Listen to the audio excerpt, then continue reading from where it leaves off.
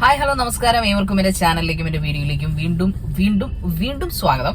അങ്ങനെ ഒരു കുറച്ച് നാളത്തെ വീണ്ടും ഇടവേളയ്ക്ക് ശേഷം ഞാൻ പിന്നെയും വന്നിരിക്കുകയാണ്. ഇന്ന് കുറച്ച് നല്ല പടങ്ങൾ റിലീസായ ദിവസമാണ്. അതിൽ ഏത് പടം കാണണമെന്നാണ് വിചാരിച്ചത്. എന്തിലും നമ്മുടെ മലയാള കരയുടെ പടം തന്നെ, അല്ലെങ്കിൽ മലയാള നടന്റെ പടം തന്നെ ആദ്യം കണ്ടേക്കാന്ന് കരുതി. നമ്മുടെ ആസിഫിക്കാടെ പടം, വിവാദ നായകൻ, എല്ലായ്പ്പോഴും വിവാദത്തിന് തിരികൊളുത്തുന്ന, ഇടയ്ക്കെങ്കിലും പച്ചപ്പാവത്തിന്റെ മുഖമുള്ള ആസിഫിക്കാടെ പടം തന്നെ കണ്ടേക്കാമെന്ന് ഞാൻ അങ്ങ് വിചാരിച്ചു.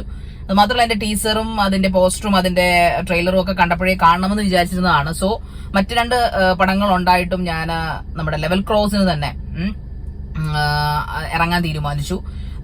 എന്താ പറയുന്നത്, നമ്മുടെ ജിത്തു ജോസഫിന്റെ അസിസ്റ്റന്റ് ആയിട്ടുള്ള അർഫാസ് അയൂബ് ചെയ്ത പടമാണ്.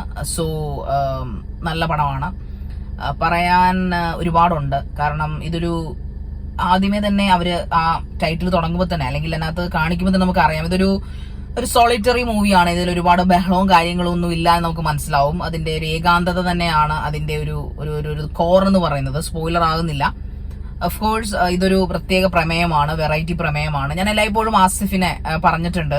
ആസിഫിന് എന്റെ ചിരി പിന്നെ എല്ലായ്പ്പോഴും റെപ്പിറ്റീഷൻ ആണ്. ആസിഫിന്റെ കണ്ണുകളിലെ ഫീലിങ്സ് റെപ്പിറ്റീഷൻ ആണ്. അതിൽ ഒന്നോ രണ്ടോ പടങ്ങൾ ഒഴിച്ചാൽ ബാക്കിയെല്ലാം ഇയാൾ റിപ്പീറ്റ് ചെയ്യാൻ എന്തുകൊണ്ട് ചെയ്യുന്നു എന്ന് ചോദിച്ച് എന്നെ പോലുള്ള പ്രേക്ഷകർക്കുള്ള മറുപടി തന്നെയാണ് ലെവൽ ക്രോസ് എന്ന മൂവിയിലൂടെ, ഒരു ക്ലാസിക് പിക്ചറിലൂടെ ആസിഫ് അലി പറഞ്ഞിരിക്കുന്നത്.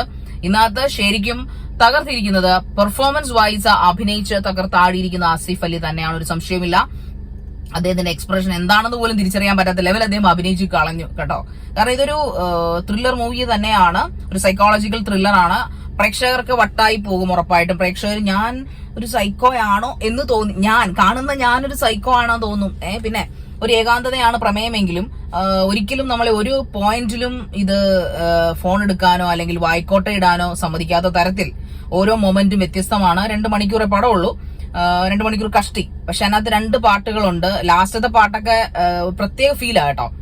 ലാസ്റ്റ് നമ്മൾ ഇറങ്ങാൻ നേരത്ത്, തിയേറ്ററിൽ നിന്ന് ഇറങ്ങാൻ നേരത്ത്. പിന്നെ ട്വിസ്റ്റിംഗ് ആണ്, അത്യാവശ്യം ട്വിസ്റ്റ് ഉണ്ട്. എന്ന് വെച്ചാൽ ബ്രഹ്മാണ്ഡമായിട്ടുള്ള ട്വിസ്റ്റ് ഒന്നും നിങ്ങൾ പ്രതീക്ഷിക്കരുത്. പക്ഷെ എന്നിരുന്നാലും ആ ചെറിയൊരു പടം, ഒരു ക്ലാസിക് മൂവിയുടെ എല്ലാ കാര്യങ്ങളും, അതായത് ബാക്ക്ഗ്രൗണ്ട് സ്കോർ ഒന്നും ഒരു രക്ഷയില്ല. അതുപോലെ അതിന്റെ സിനിമാറ്റോഗ്രാഫി, അതിന്റെ ആ ഷൂട്ടിംഗ് ലൊക്കേഷൻ, ഇതൊക്കെ എങ്ങനെ അവര് സമ്മതിച്ചിരിക്കുന്നു കേട്ടോ. ഈ എന്താ പറയുന്ന ആർട്ട് ചെയ്യുന്ന ആൾക്കാരെ സമ്മതിച്ചിരിക്കുന്നു. ലൊക്കേഷൻ ക്രിയേറ്റ്, അത് ഒരു രക്ഷയില്ല. ഇത്രയൊക്കെ അണിയറ പ്രവർത്തനം ഇല്ലായിരുന്നെങ്കിൽ ഈ സിനിമയൊക്കെ എന്താവുമായിരുന്നല്ലേ. ഒരു നടനും നടിയും മാത്രം കൊണ്ട് ഒരിക്കലും സിനിമ കിട്ടില്ല. 3 അഭിനേതാക്കളാണ് അതുള്ളത്. ഷറഫുദ്ദീൻ, അമല പോൾ, അതുപോലെ ആസിഫ് അലി. ആദ്യം തന്നെ തുടക്കം തന്നെ ഇവർ രണ്ടുപേരും ആണ് കുറെ പോകുന്നത്. ഷറഫുദ്ദീൻ പിന്നെ വരുന്നുണ്ട്. പക്ഷേ അതിൽ Amala Paul of course she's a good actress. എന്നിരുന്നാലും അവരുടെ ആ ക്ലീഷ ആക്ടിങ് തന്നെ, അതിനകത്ത് പ്രത്യേക ഭാവപ്രകടനങ്ങളൊന്നും അമല പോൾ കാണിക്കുന്നില്ല. പക്ഷേ ഷറഫുദ്ദീൻ അത്യാവശ്യം അദ്ദേഹത്തിന് കൊടുത്തിരിക്കുന്ന കഥാപാത്രം അദ്ദേഹത്തിന്റേതായ രീതിയിൽ നല്ല രീതിയിൽ അത് മിഴിവാർന്ന് ചെയ്തിട്ടുണ്ട്. പക്ഷേ ആസിഫ് അലി, ഇതിനകത്ത് ആസിഫ് അലിയെ തന്നെ ഞാൻ എടുത്തു പറയാം. ബിക്കോസ് ഞാൻ ആസിഫ് അലിയെ വിമർശിച്ചിട്ടുള്ള ആൾ തന്നെയാണ്.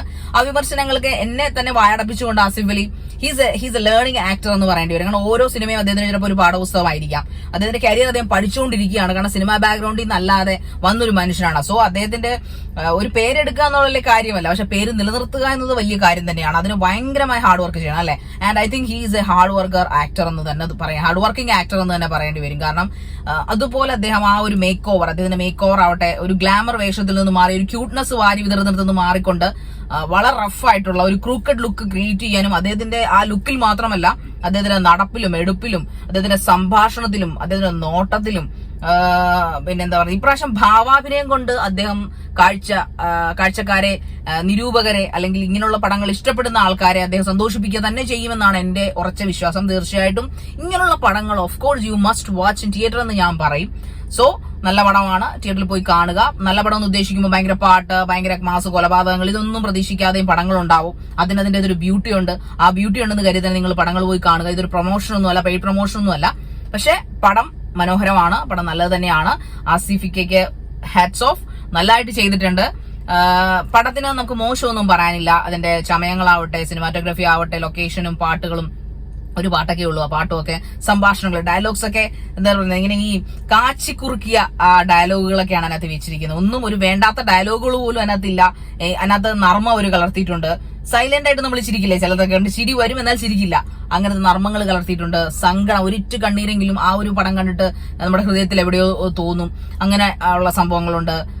വികാര വിക്ഷുബ്ധത, ഇതെല്ലാം വളരെ സട്ടിലായിട്ട്, വളരെ ഒരു ബ്രീസിൽ, വളരെ എന്താ പറയുക, ഒരു തലോടലിലൂടെ നമ്മളെ കാണിച്ചു തരുന്ന, ഇതുവരെ ആരും ചെയ്യാത്ത ഒരു വ്യത്യസ്ത പ്രമേയത്തോടു കൂടി ചെയ്ത സംവിധായകന് ഒരുപാട് നന്ദി. അതോടൊപ്പം ആസിഫിക്കും അമലാപോള്, ഷറഫുദ്ദീൻ എല്ലാവരും ഗംഭീരമായി ചെയ്തിരിക്കുന്നു. ആൻഡ് അടുത്ത പടത്തിന്റെ റിവ്യൂമായി കാണുന്നവരേക്കും നന്ദി, നമസ്കാരം, ബൈ ബൈ.